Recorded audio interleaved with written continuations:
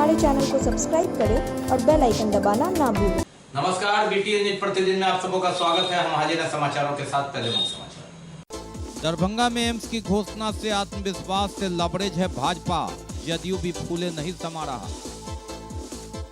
Crime meeting में SSP ने दिया थानेदारों को टिप्स, चुनाव के दौरान पूरी निष्ठा से निष्पक्ष होकर करें काम। विश्वकर्मा पूजा पर किसी सार्वजनिक जगहों पर नहीं होगी मूर्ति की स्थापना, नहीं लगेंगे पंडाल, न निकलेगा विसर्जन जुलूस, कहा जिलाधिकारी ने। दरभंगा नगर निगम बोर्ड की बैठक 9.5 महीने हुई बाद, पार्षदों ने जमकर गुस्सा उतारा महापौर पर। और कोरोना पॉजिटिव की मौत के बाद हरकत में आया स्वास्थ्य विभाग। परिवार के 9 लोगों की जांच में 2 के पॉजिटिव मिलने से सहमे हैं लोग। विश्वविद्यालय के एक शिक्षक के पॉजिटिव होने के बाद उनके परिवार के 5 लोग भी हुए इसके शिकार। आगे समाचार विस्तार से, लेकिन थोड़ी देर में। बीमार नहीं रहा लाचार, हो रहा मुफ्त उपचार। हड्डी नस रोग से संबंधित गंभीर बीमारियों का मुफ्त में इलाज। इंतजार किसका, जाएं सर्राफ ऑर्थो एवं स्पाइन सेंटर और दर्ज कराएं प्रधानमंत्री जन आरोग्य योजना में अपना नाम। विश्व की सबसे बड़ी स्वास्थ्य सुविधाओं का उठाएं लाभ। आधुनिक ऑर्थोपेडिक सुविधा, ऑर्थोस्कोपी, स्पाइन सर्जरी, फ्रैक्चर का अत्याधुनिक इलाज। डॉक्टर SN सर्राफ, डॉक्टर अभिषेक सर्राफ, रीढ़ हड्डी और नस रोग विशेषज्ञ डॉक्टर प्रियंका बी सर्राफ, स्त्री और प्रसूति रोग विशेषज्ञ DMCH के सामने लहरियासराय। एक बार चार्ज करें, 80 किलोमीटर चलाएं। I am electric, I am the future. No license, no registration, no insurance, no pollution. Only Yuvraj Hero electric. Hero electric करें सालाना 36,000 रुपए से भी ज्यादा की बचत। Easy finance available.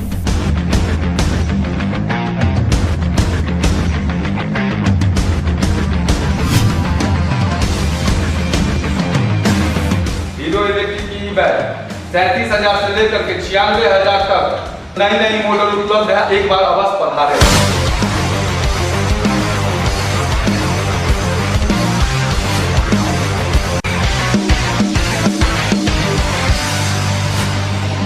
नमस्कार, युवराज हीरो इलेक्ट्रिक में आप सबका स्वागत है। Yuvraj Hero electric, Saidnagar, Ekmi road, Laheriasarai, Darbhanga. और अब समाचार विस्तार से। दरभंगा में एम्स मिलने की खुशी और इसका राजनीतिक दौड़ होड़ लगातार जारी है। भाजपा इसे मिथिलांचल के विकास का एक बड़ा टर्निंग पॉइंट मानकर इसकी व्याख्या और खुशी का इजहार कर रहा है। वहीं जदयू भी इस पर फूले नहीं समा रहा है। एक के बाद एक विकास की गेंद, जिसमें लगातार चुनाव के समय, चाहे वह हवाई जहाज उड़ान की बात हो, एम्स के ऐलान की बात हो, 3 ROB के शुरुआत होने की बात हो, या फिर 86 वर्ष बाद कोसी महासेतु पर रेल परिचालन की बात हो। बिहार विधानसभा से पहले हवाई जहाज उड़ान की बात, इसकी घोषणा नवंबर में आप यहां से हवाई जहाज से सीधे उड़कर दिल्ली, मुंबई, बेंगलोर तक जाएंगे और उसके 1 सप्ताह के अंदर ही एम्स के लिए विधिवत घोषणा, उसकी स्वीकृति 750 बेड। भाजपा इस घोषणा से लगातार आत्मविश्वास से लबरेज है। उसके घटक दल जदयू भी फूले नहीं समा रहा है। नगर विधायक संजय सरावगी और भाजपा नेताओं ने खुशी का इजहार कर एक दूसरे को मिठाई बांटकर खिलाकर अपने खुशी का इजहार किया और खुशी जताई। एम्स का जो सपना था उसके निर्माण का, उस पर मुहर लगी। ये बहुत बड़ी सौगात, विकास की बात मिथिलांचल के लिए। प्रधानमंत्री नरेंद्र मोदी के जन्मदिन के एक दिन पहले इस घोषणा से पूरी तरह आत्मविश्वास से लबरेज राजग के कार्यकर्तागण।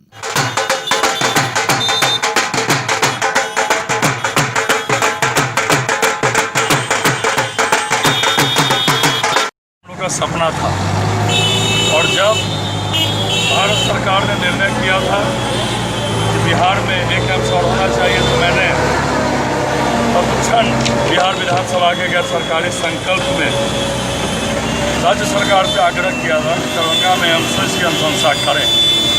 और आश्वासन में बिहार सरकार का बहुत प्रसन्नता का दिन है कि दरभंगा में एम्स का निर्माण हो रहा है। माननीय प्रधानमंत्री नरेंद्र मोदी जी को बहुत बहुत हम लोग आभार और कृतज्ञता ज्ञापित करते हैं कि उन्होंने दरभंगा में एम्स किया। साथ ही बिहार सरकार के यशस्वी मुख्यमंत्री और उप मुख्यमंत्री जी को भी धन्यवाद देते हैं। उन्होंने दरभंगा में एम्स हो इसकी अनुशंसा भारत सरकार को की। जब से देश में मोदी जी की सरकार है, मिथिला का बहुत विकास है। ये आज बहुत ही ऐतिहासिक दिन है हम सभी दरभंगा वासियों के लिए, मिथिला वासियों के लिए। कल जिस प्रकार मोदी कैबिनेट से दरभंगा में एम्स की स्वीकृति का प्रस्ताव पारित हुआ है, वो उस खुशी में हम सभी भाजपा कार्यकर्ता आज यहाँ कर्पूरी चौक पर एकजुट होकर रंग गुलाल आपस में लगाकर लड्डू एक दूसरे को खिलाकर पटाखा फोड़कर खुशी का इजहार कर रहे हैं। पहले हवाई जहाज उड़ान की घोषणा और उसके बाद एक सप्ताह के अंदर ही एम्स की बात। 3 ओवरब्रिज जो आरओबी है 10 स्वीकृत, उसमें 3 पर मुहर लगी। जिसका टेंडर किया जाना है वह 3 ओवरब्रिज जो है दरभंगा लहरियासराय के बीच फाटक संख्या 21 जो चट्टी गुमती के नाम से जाना जाता है, दूसरा लहरियासराय थलवाड़ा के बीच जो फाटक संख्या 18 है पंडा सराय के नाम से जाना जाता है, और तीसरा दरभंगा काकर घाटी के बीच फाटक संख्या 28 जो कगवा गुमती के नाम से जाना जाता है।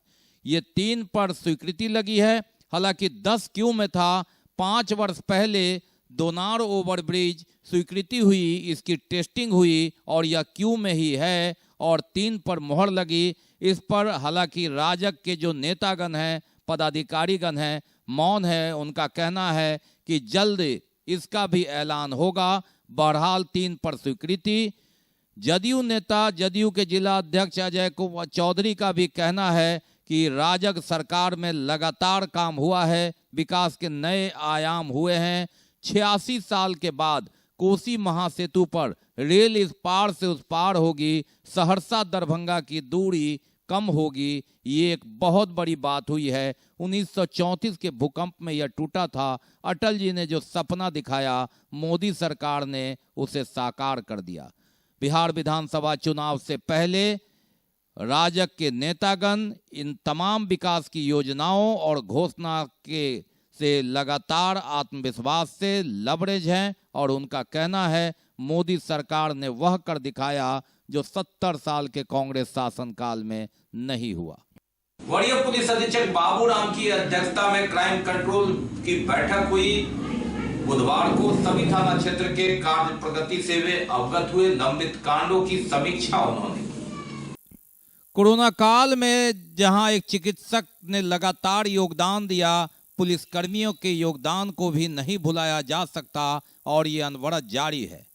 ऐसी परिस्थिति में कोरोना कर्मवीर लगभग 3 दर्जन पुलिसकर्मी शिकार हुए। खुद एसएसपी बाबूराम भी इसकी चपेट में 2-2 बार आए, लेकिन हौसला है कि पुलिस लगातार आलोचना इत्यादि सहने के बाद अपनी सेवा देती रही। और अब इस कोरोना काल में चुनाव कराना, सोशल डिस्टेंस को मेंटेन कर करके खुद बचना, दूसरों को बचाना एक बहुत बड़ी चुनौती, और इसका स्पेशल टिप्स दिया वरीय पुलिस अधीक्षक बाबूराम ने क्राइम कंट्रोल मीटिंग में बुधवार को। उन्होंने कहा कि एक चुनौती है और पुलिसकर्मी हमेशा चुनौती का सामना कर उससे पार करती है, और इस चुनौती को आप पार करें। कोरोना काल में अपनी सुरक्षा रखते हुए दूसरों को सुरक्षित कर करके लोकतंत्र की नैया को पार कर करके चुनाव बिहार विधानसभा का कराकर एक उदाहरण दें। ये चुनाव एक नया आयाम तय करेगा, एक नई दिशा देगा कि कोरोना काल में भी किस तरह हम अपने जीवन की गाड़ी को लोकतंत्र की पटरी पर आगे बढ़ाते हैं। विश्वकर्मा पूजा 17 सितंबर को हर वर्ष यह तिथि निर्धारित है। अंग्रेजी तिथि के माध्यम से ही इसका आयोजन होता है, लेकिन किसी भी सार्वजनिक जगह पर न मूर्ति की स्थापना होगी, न पंडाल बनेगा, न विसर्जन जुलूस निकलेगा। घर में पूजा करने की आजादी होगी, लेकिन किसी भी सूरत में विसर्जन जुलूस में बैंड बाजे या भीड़ भाड़ नहीं होंगे। यानी स्पष्ट है कि छोटे मूर्तियों को लेकर आप पूजन कर सकते हैं, जिसका विसर्जन यथासंभव 2-4 लोगों के साथ कर सकते हैं। ऐसी परिस्थिति में दोहरी मार है कुम्हारों पर भी। पहले कृष्ण पूजा, फिर गणेश पूजा और अब विश्वकर्मा पूजा। सवाल ये है कि जब ये स्थिति है तो कम से कम एक पखवाड़ा पहले इन लोगों को चेतावनी देनी चाहिए थी या मना करना चाहिए था। एक तरफ कोरोना की मार और उसके बाद रोजगार की बात, लेकिन ऐसी परिस्थिति में प्रवासी लोगों को भले ही रोजगार देने का हम दावा और वादा करें, लेकिन जो कुम्हार हैं वे भी यहाँ के निवासी हैं, मजदूर हैं, कोरोना की मार झेल रहे हैं और ऐसे में उन पर ये आर्थिक मार, अगर प्रशासन पहले इन्हें सचेत करता तो ये भी सचेत होते और ये बड़ी मूर्तियां नहीं बनाते। केंद्र सरकार और राज्य सरकार के आदेश के अनुसार 21 सितंबर तक रिलीजियस, पॉलिटिकल, कल्चरल प्रोग्राम पर प्रतिबंध है। तो निजी तौर पर या सार्वजनिक तौर पर कहीं मूर्ति स्थापना करने का या जुलूस निकालने का अभी भी प्रतिबंधिता कायम है। तो इसको लेकर के हम लोग सभी पीस कमेटी मेंबर्स को भी कम्युनिकेट किए हैं, एसडीओ के स्तर से, डीएसपी के स्तर से, थाना के स्तर से। सो जुलूस नहीं निकालना है और पूजा पाठ भी नहीं होना है सार्वजनिक तौर पर। निजी तौर पर अपने घर में जो पूजा होना वो कर सकते हैं। ये 21 तारीख तक का जो नियम है। 21 से 30 सितंबर तक 100 आदमी के साथ कल्चरल, रिलीजियस और पॉलिटिकल प्रोग्राम हो सकते हैं, लेकिन वो 21 तारीख के बाद 30 तारीख तक। उसके बाद जो भी निर्देश आएगा उसके अनुरूप कार्रवाई। विश्वकर्मा पूजा के एक दिन पहले जिलाधिकारी का यह बयान इन कुम्हारों पर एक एक हथौड़े के समान पड़ रहा था जब वह बोल रहे थे कि 21 तारीख तक कहीं पर भी बड़े जगहों पर, सार्वजनिक जगहों पर मूर्तियां नहीं बैठेगी, पंडाल नहीं सजेंगे और विसर्जन जुलूस भी नहीं निकलेगा। जब जिला पदाधिकारी बोल रहे थे उससे पहले 3 दिन पहले सभी एसएचओ को अनुमंडल पदाधिकारी सदर ने भी यह कहा था, लेकिन यह संवाद अखबार के पन्नों तक ही ठहर गया था। कुम्हार लगातार मूर्तियों को अंतिम रूप देने में थे।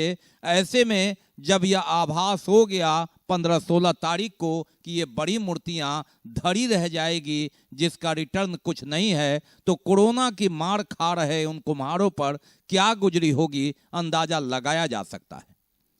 अपने कंट्रोल रूम में बैठकर राज्य सरकार जो दिशा निर्देश जारी कर दे, जिला पदाधिकारी की मजबूरी है और उन्होंने बयान के जरिए बता दिया, लेकिन उन कुम्हारों की स्थिति क्या होगी जिन्होंने माटी को लगातार पिरो कर विश्वकर्मा का रूप दिया। और 16 सितंबर को जब अंतिम चरण में विश्वकर्मा पूजा हेतु जो मूर्तियां तैयार हुई, अंतिम रूप देने में जिला पदाधिकारी के ये शब्द कि ये वान उसकी उम्मीदों में छेद कर रहा हो और ऐसे में उनके एक एक शब्द हथौड़ा के रूप में उसकी उम्मीदों पर चोट कर रहा हो, तो अंदाजा स्वतः लगाया जा सकता है। प्रवासी मजदूर को रोजगार देने की बात हो, लेकिन सोचना चाहिए इन सैकड़ों कुम्हारों के लिए भी कि इन्हें एक पखवाड़ा पहले स्पष्ट रूप से मना क्यों नहीं कर दिया गया। कृष्णाष्टमी हो, गणेश पूजा हो और अब विश्वकर्मा पूजा और अब दुर्गा पूजा की तैयारी में भी हाँ या ना की स्थिति में 30 सितंबर के बाद क्या दिशा निर्देश आएगा, उस उम्मीद में टकटकी लगाए ये कुम्हार प्रशासन की ओर देख रहे हैं। कोरोना की मार में आर्थिक मार खाए, बाढ़ की धार से निकले ये कुम्हार किससे उम्मीद लगाए। मूर्ति बनकर तैयार है, अंतिम रंग रूप रोगन कर करके जो पूंजी थी उसे इस विश्वकर्मा मूर्ति को सजाने में लगा दिया। अब इसका रिटर्न नहीं आएगा क्योंकि विश्वकर्मा पूजा साल में एक बार ही आता है। इनका कहना है कि एक पखवाड़े अगर यह होता तो उसे यह रूप नहीं देते, उनकी पूंजी तो बच जाती, शायद रोजी और कुछ रोटी भी पक जाती। लेकिन किससे करें फरियाद, सरकार का फरमान है, जिलाधिकारी की बात है, पुलिस पदाधिकारी को इसे लागू करना है तो लागू होगा। मूर्तियां नहीं बैठेगी, जो निराश हैं लोग वो तो निराश हैं कि चलिए विश्वकर्मा पूजा नहीं करना है, घर में भी करना है, घर में ही पूजन करके मूर्ति विसर्जन कर लेना है। टेंट वाले भी ना उम्मीद हैं, बैंड बाजे वाले भी मौन हैं, लेकिन इन कुम्हारों का क्या, जिन्होंने एक पखवाड़ा तक लगातार मेहनत कर अपनी बची पूंजी कर्ज लेकर इस विश्वकर्मा की मूर्ति में उड़ेल दी और इसका रिटर्न कुछ भी नहीं। मूर्ति बनेने छलिए नहीं भी कहे सरकार मना कऽ देलकै, सरकार दो नौकरी हमरा सबके छोड़ देबै ई माटी के काम। अच्छा तो की अब के कहाँ से ला कर देबै कर्जा, सरकार देते तब ना देबै हम कर्जा सधाबै, देते सरकार। कितना मूर्ति बनाए छली चलिए कोनो अथियो रहै है गिनती जे कते कर्जा लेलिए, 20,000 लेलिए। कस्टमर आवे छै कि नहीं? कैसे बिकले है, सब पड़ल है का मूर्ति। अभी तक एक मूर्ति भी नहीं बिका। अब बताइए क्या करेंगे, कोई मूर्ति बिका नहीं, सब मूर्ति ऐसे कैसे रख पड़ा हुआ। तो क्या इस मरतबा क्या खाएंगे, क्या रहेंगे, जो कहिए। हम लोग के पास तो बहुत मजबूरी है, यही बेच कर तो खाते गुजर करते थे। कितना ऑर्डर मिला था विश्वकर्मा पूजा को लेके? तो यही 10 गो में 1-2 गो बिका हुआ है, सब बाकी है। अच्छा तो और सब क्या ऑर्डर कैंसिल हो गया? कैंसिल हो गया। क्या कारण बताया जा रहा है? भाई पंडाल के द्वारा। अच्छा, हाथ में हथौड़ा लिए विश्वकर्मा जी की मूर्ति बड़े आस में बनाया था, लेकिन जिलाधिकारी के बयान ने, प्रशासन के बयान ने उम्मीदों पर हथौड़ा चला दिया। अब ये कुम्हार किससे करे फरियाद। उर्दू बाजार में कोरोना से मृत महिला के परिजनों की जांच में 2 अन्य पॉजिटिव मिलने के बाद वहां हड़कंप है। मालूम रहे कि एक कोरोना पॉजिटिव 11 सितंबर को मिलने के बाद 15 सितंबर की सुबह उसकी मौत हो गई। उसके बाद आनंद फानंद में घर सील किया गया। स्वास्थ्य विभाग ने बुधवार को जब परिवार के 9 सदस्यों की जांच कराई तो उसमें 2 पॉजिटिव मिल गए और यह समाचार आने के बाद लगातार वहां कार्यक्रम में जो लोग शरीक हुए थे वे सहमे हुए। दूसरी ओर ललित नारायण मिथिला विश्वविद्यालय के स्नातकोत्तर भूगोल विभाग के एक शिक्षक के पॉजिटिव आने के बाद उनके परिवार के 5 लोग पॉजिटिव हो गए हैं और वहां भी ऐसी ही स्थिति। सरकार का नियम है कि आप 20 से ज्यादा लोग जमा नहीं हो, चाहे वह सब की अंत्येष्टि करनी हो या भोज भात करना हो। लेकिन ऐसी परिस्थिति में एक कार्यक्रम में कई लोग जमा हुए। वहां 11 सितंबर को एक महिला पॉजिटिव हुई जिसकी सूचना लोगों को नहीं थी और उसके बाद उसकी मौत के बाद आनंद फानंद में लहरियासराय थाना अंतर्गत उर्दू बाजार में जब घर सील हुआ तो लोग सहम गए। वो लोग जो संपर्क में आए थे लगातार सहमे हुए थे। स्वास्थ्य विभाग लगातार हरकत में जो नहीं आ रहा था, बुधवार को उसने जांच की और उस परिवार के 9 लोगों की जांच में 2 लोगों के पॉजिटिव मिलने के बाद जो संपर्की लोग हैं और भी भयभीत हो गए। मालूम रहे कि रत्नोपट्टी की मूल निवासी जो हरियाणा में रहती है, एक कार्यक्रम में श्राद्ध में भाग लेने वह महिला उर्दू बाजार आई थी, जहां तबीयत बिगड़ने पर उसे कोरोना वार्ड में भर्ती कराया गया था। 11 को वह पॉजिटिव निकली और 15 तारीख को उसने दम तोड़ दिया। लेकिन उससे पहले 2 दिन कार्यक्रम में दर्जनों लोग वहां शरीक हुए थे, जिससे तरह तरह के कयास लगाए जा रहे हैं और ऐसी परिस्थिति में लोग सहमे हुए।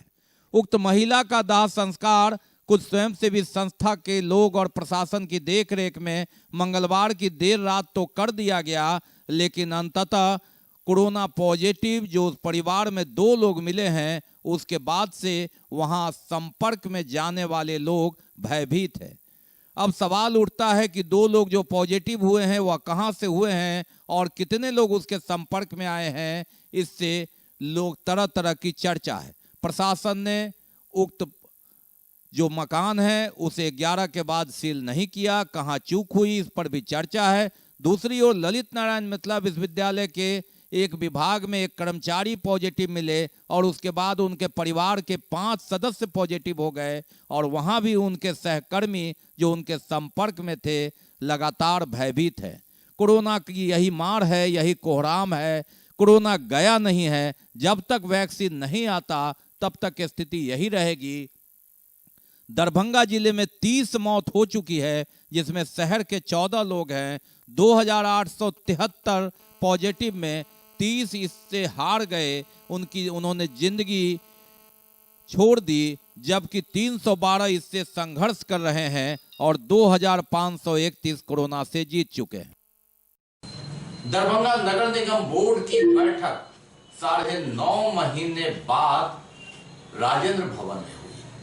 3 दिसंबर के बाद बोर्ड बैठक 12 सितंबर को आहूत थी, लेकिन एक पार्षद, एक विधान पार्षद और पूर्व राष्ट्रपति के निधन और एक पूर्व पार्षद के निधन के बाद मात्र 2 मिनट का मौन रखकर बैठक को स्थगित कर दिया गया था और बैठक हुई 16 सितंबर को राजेंद्र भवन। पार्षदों ने गुस्सा उतारा महापौर पर कि इतने दिनों के बाद बैठक होगी और 4 स्थायी समिति का प्रोसीडिंग जो नवंबर 2019, जनवरी, फरवरी और जून का है, तो ऐसे में घोटाले के कारण देरी हो रही है। पार्षद कितना याद रखेंगे और आनंद फानंद में इसे पास कराया जाएगा, इसीलिए देरी होती है। 3 दिसंबर 2019 के बाद सामान्य बोर्ड की बैठक हुई लगभग 9.5 महीने बाद।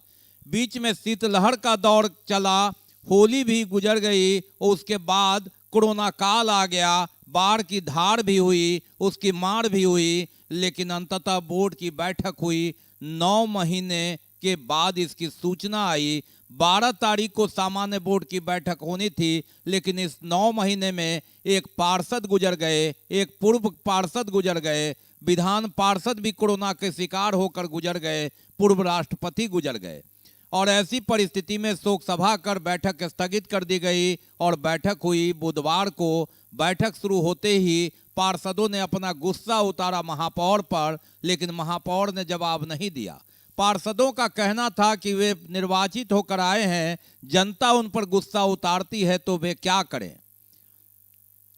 कई पार्षदों का आरोप था कि आप मनमाने ढंग से बोर्ड चलाती हैं। डीजल घोटाला से लेकर शौचालय बंदोबस्ती घोटाला में सरकार की रिपोर्ट पर नगर विधायक को भी कई पार्षदों ने घेरा, कहा कि आपकी भी मिली भगत है, आपकी सरकार क्या कर रही है। वार्ड नंबर 5 की पार्षद पूजा मंडल काफी आक्रोशित हो गई, कहीं इतना बड़ा बम कांड हुआ लेकिन आप आई नहीं, जबकि आप बगल में थी।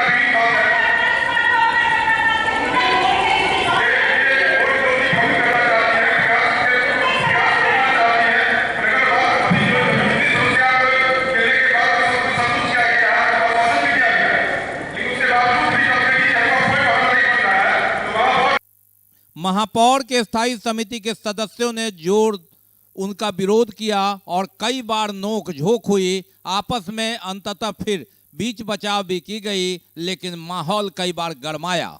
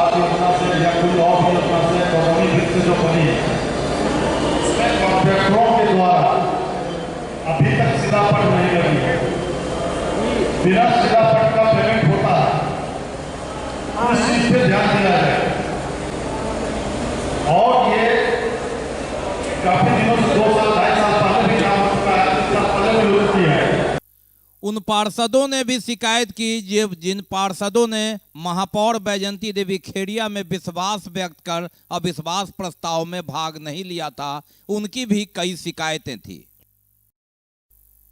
वार्ड नंबर 34 की पार्षद अनोखा देवी का दर्द छलका कि नल जल योजना का उद्घाटन हुआ, लेकिन उनके वार्ड में न नल है न जल है।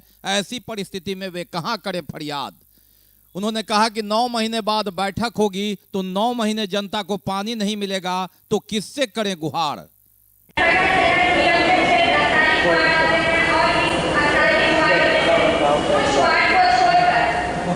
फिर हम लोग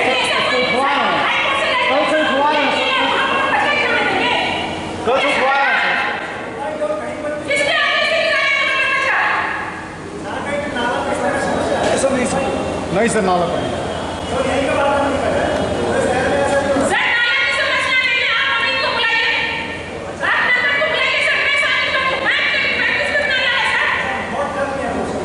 वार्ड नंबर 13 की पार्षद निशा कुमारी भी काफी आक्रोशित रही, जबकि वार्ड 21 की पार्षद मधुबाला सिन्हा ने कहा कि डीजल घोटाला जो शौचालय बंदोबस्ती घोटाला है उसमें जांच रिपोर्ट तक आ गई, दोषी साबित हुए, लेकिन कार्रवाई क्यों नहीं हुई। उन्होंने सवालिया लहजे में कहा कि महापौर जी आप गलती करेंगी तो जब जब गलती करेंगी सवाल उठेगा ही। उन्होंने कहा कि लगातार पहले से मैं पार्षद हूं, जब तत्कालीन महापौर अजय पासवान के कार्यकाल में डस्टबिन घोटाला का पर्दाफाश की थी तो 25 लाख रुपए की राशि वसूल हुई थी। यह मेरी जेब में नहीं गया था, सरकार के खाते में गया था, जनहित में गया था। हालांकि उनके कार्यकाल में अन्य कोई अनियमितता नहीं हुई, लेकिन इस प्रकरण पर उन पर मुकदमा तो दायर कर दिया गया, लेकिन जब डीजल घोटाला और शौचालय बंदोबस्ती घोटाला में जांच रिपोर्ट आ गई तो यह फिर भेदभाव क्यों? क्या वह अनुसूचित जाति के थे इसलिए जल्दबाजी दिखाई? उन्होंने महापौर के साथ साथ सत्तासीन विधायक पर भी ठीकरा फोड़ा। इसके बाद नगर विधायक ने जवाब दिया कि हाईकोर्ट के जो कार्य है, जो उनकी मांग है, उसके तहत वे काम कर रहे हैं और लगातार प्राक्कलन समिति में भी इस मुद्दा को उठा रहे हैं, लेकिन सदस्य इस पर संतुष्ट नहीं थे।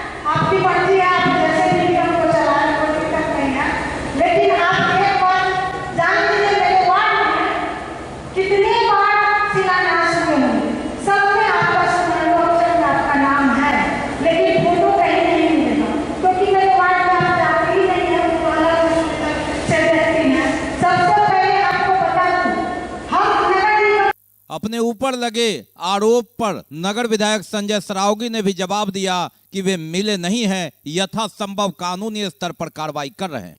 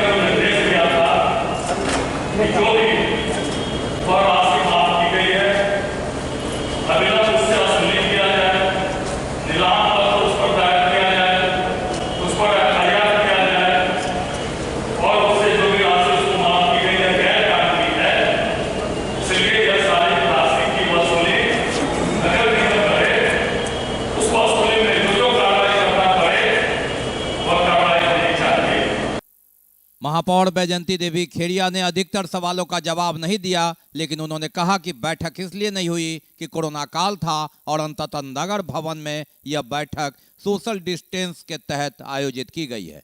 नगर आयुक्त जो मनीष कुमार मीना है, नए आए हैं उनकी बोर्ड की, ये दूसरी बैठक थी पहला अविश्वास प्रस्ताव का। उन्होंने कहा कि अब जो भी कार्य होंगे नियमानुकूल होंगे और विकास के काम होंगे।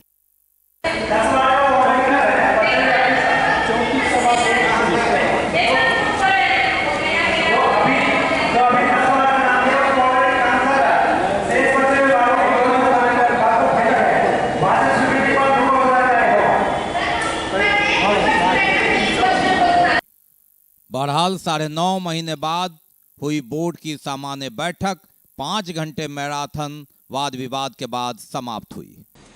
बाकी है अभी और भी बहुत कुछ, लेकिन पहले रुकेंगे, लेंगे एक ब्रेक।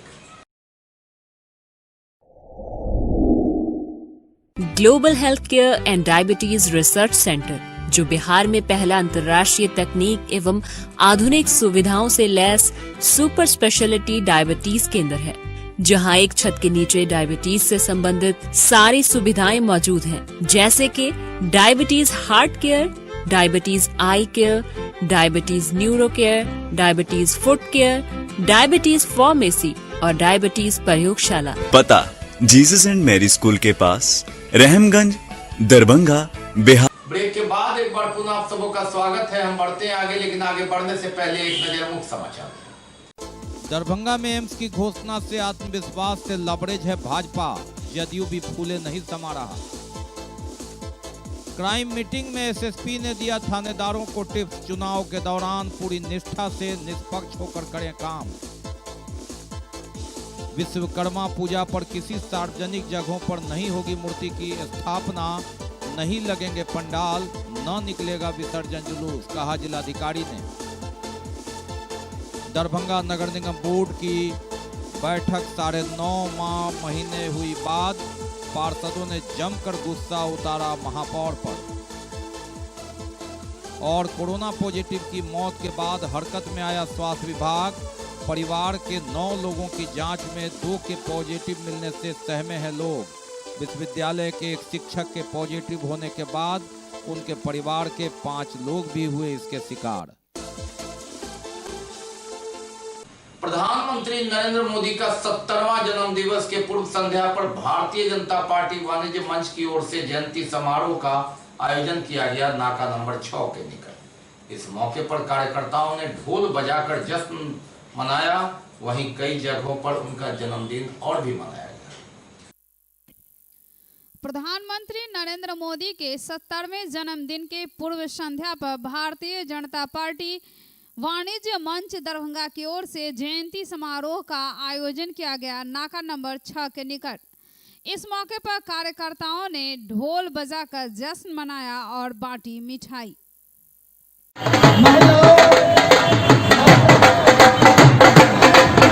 नरेंद्र भाई मोदी जी के जन्मदिन के अवसर पर सेवा सप्ताह मनाया जा रहा है।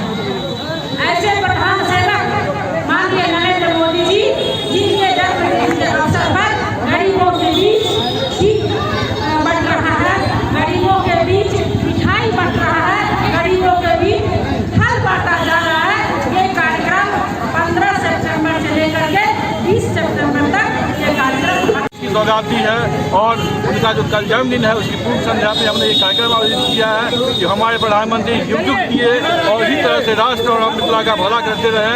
और हम उनको स्मृति में हम खीर वितरण कर रहे हैं गाँव लोगों के बीच में, और उत्साह के साथ में ये पर्व की तरह मना रहे हैं कि मिथिला को ये सौगात मिला है। ऐसे प्रधानमंत्री जीवित रहे, उनका आशीष प्राप्त करने सब लोग यहाँ पे गीत गा रहे हैं, प्रधानमंत्री जी को आशीर्वाद दे रहे हैं। केवटी विधायक अपने 5 साल में किए गए कार्यों को जनता के सामने रखा। उन्होंने कहा कि शिक्षा, स्वास्थ्य, बिजली, पथ निर्माण एवं अल्पसंख्यक के क्षेत्र में चौमुखी विकास हुआ है और यथासंभव उन्होंने प्रयास किया। केवटी विधायक फराज फातमी अपने 5 साल में किए गए कार्यों को पत्रकारों के माध्यम से जनता के समक्ष पेश किया। उन्होंने कहा कि इस दौरान वे शिक्षा, स्वास्थ्य, बिजली, पथ निर्माण एवं अल्पसंख्यकों के क्षेत्र में चौमुखी विकास किए हैं। आने वाले विधानसभा में अगर वे उम्मीदवार होते हैं और दोबारा से विधानसभा क्षेत्र में चुनाव लड़ते हैं तो जो भी वह कार्य बचा हुआ है उसे पूर्ण करने की कोशिश करेंगे। मतलब इसमें बॉयज का हॉस्टल बन रहा है, इसमें लड़कियों का हॉस्टल के लिए प्रपोजल गया हुआ है, स्कूल की बिल्डिंग बनी है, नई नई एडिशनल बिल्डिंग्स बनी है। तो स्कूल के लिए जहां तक शिक्षा की बात हो सकती है, जो बड़े बड़े जो सरकारी स्कूल्स हैं उसमें एडिशनल बिल्डिंग्स का भी प्रस्ताव गया हुआ है और स्वीकृत भी हो गया है, चाहे वो आपको अंडर स्कूल हो।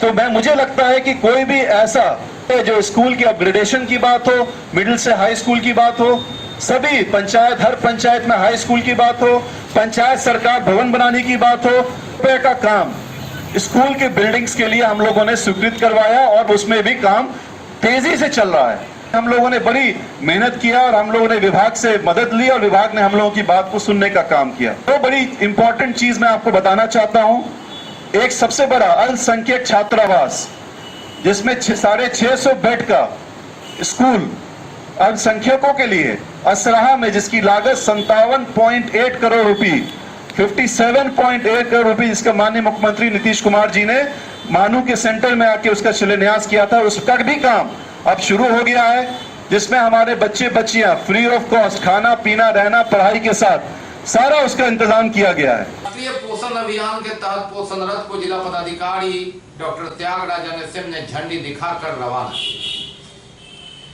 यह रथ 30 सितंबर तक पोषण क्षेत्र में जाएगा, जिसके तहत इस रथ को यहां से रवाना किया गया। समाहरणालय परिसर में यह कार्यक्रम। राष्ट्रीय पोषण अभियान के तहत पोषण रथ को जिलाधिकारी डॉक्टर त्यागराजन एसएम ने हरी झंडी दिखाकर रवाना किया। 1 सितंबर से 30 सितंबर तक पोषण माह मनाया जाता है, जिसके तहत इस रथ को रवाना किया गया समाहरणालय परिसर से। सीडीएसई आंगनबाड़ी केंद्रों में बच्चों को अच्छा पोषण दे करके पोषण के संबंध में जागरूकता सृजित करने के उद्देश्य से माँ बच्चे दोनों को अच्छे पोषण दे करके THR वितरण भी इसमें शामिल होता है और विभिन्न प्रकार का जो खाद्य सामग्री है जिसमें पौष्टिक खाद्य सामग्री के बारे में जानकारी दिया जाता है और माल न्यूट्रिशन जो एक महत्वपूर्ण चुनौती है हमारे जिले में, उसको धीरे धीरे समाप्त करने के उद्देश्य से पोषण माह का आयोजन होता है। तो मैं इसके लिए विभाग को और DPO को बधाई देता हूँ, लेकिन मैं चाहूँगा कि लोग अपने देख रेख में अच्छे ढंग से विभाग के निर्देश के आलोक में कार्य करें। सर, कल विश्वकर्मा पूजा है, इसके लिए क्या विधा? पूर्व केंद्रीय मंत्री रघुवंश प्रसाद सिंह के निधन पर लगातार शोक सभा का आयोजन हो रहा है। राष्ट्रीय जनता दल के नेता रमाशंकर सहनी के आवास पर भी एक शोक सभा का आयोजन किया गया।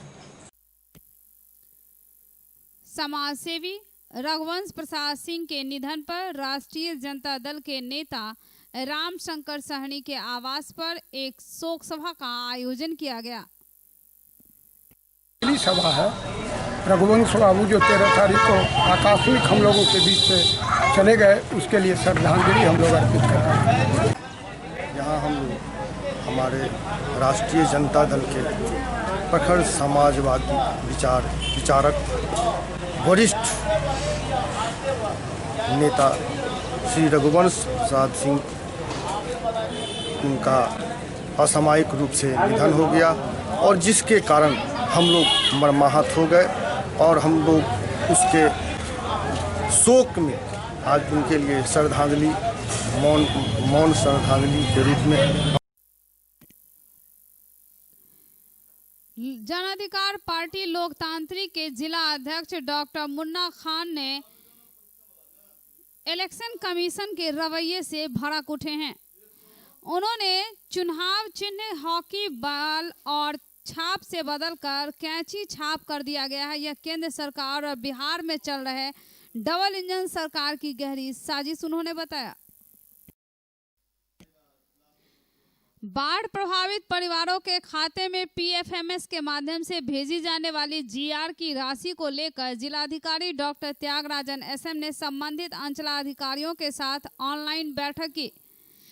सदर, बहादुरपुर, बेनीपुर, सिंगवाड़ा, हनुमाननगर, जाले, केवटी, घनश्यामपुर, बिरौल, गौराबौराम, कीरतपुर, कुशेश्वर स्थान एवं कुशेश्वर स्थान पूर्वी के अंचलाधिकारियों से एक एक कर पीएफएमएस में भेजे जाने वाले अवशेष डाटा के संबंध में समीक्षा की। समीक्षा के दौरान उन्होंने कहा कि प्रधान सचिव आपदा प्रबंधन विभाग बिहार सरकार द्वारा अभी ऑनलाइन बैठक में बताया गया कि मुख्यमंत्री को शिकायत मिली है कि कई परिवारों में 3-3 लोगों ने जीआर की राशि प्राप्त कर ली है, जबकि योग्य लाभार्थी छूट रहे हैं। उन्होंने सभी संबंधित अंचलाधिकारियों को कहा है कि अगर इस तरह की जानकारी मिलती है तो संबंधित कर्मी एवं संबंधित अयोग्य लाभार्थी के विरुद्ध तुरंत प्राथमिकी दर्ज कराई जाए। बाद में अगर सूचना मिली तो संबंधित पदाधिकारी पर कार्रवाई हो सकती है। इसलिए एक भी योग्य लाभार्थी छूटने न पाए और जिसके घर में पानी न गया हो या एक ही परिवार के एक से अधिक अयोग्य लाभार्थी को जीआर की राशि नहीं मिलनी चाहिए। उन्होंने सभी संबंधित अंचलाधिकारियों को हिदायत देते हुए कहा कि किसी भी डाटा की डुप्लीकेट नहीं होनी चाहिए। अंचलाधिकारी पूरी तरह से संतुष्ट होकर ही डाटा भेजें और सभी प्राप्त शिकायतों का निष्पादन प्रखंड अनुश्रवण समिति में कर लें। उन्होंने 3 दिनों के अंदर अवशेष डाटा को पीएफएमएस पर भेजने का निर्देश दिया है। इसके पूर्व प्रधान सचिव आपदा प्रबंधन विभाग द्वारा ऑनलाइन बैठक में बिहार के बाढ़ प्रभावित 17 जिलों के जिलाधिकारियों से एक एक कर जीआर की राशि भेजे जाने की समीक्षा की गई।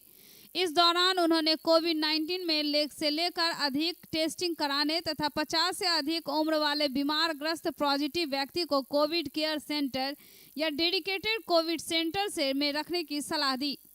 साथ ही वैसे पॉजिटिव मरीज जिन्हें होम आइसोलेशन के लिए अलग कमरे उपलब्ध नहीं है, उन्हें भी कोविड केयर सेंटर में रखने की सलाह दी गई है। तो ये थे अब तक के समाचार। विदा लेने से पहले एक नजर मुख्य समाचारों। दरभंगा में एम्स की घोषणा से आत्मविश्वास से लबरेज है भाजपा, जदयू भी फूले नहीं समा रहा।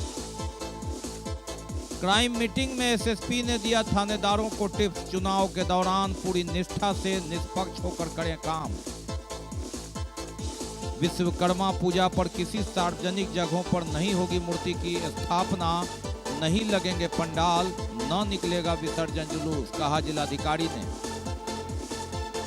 दरभंगा नगर निगम बोर्ड की बैठक 9.5 महीने हुई बाद पार्षदों ने जमकर गुस्सा उतारा महापौर पर।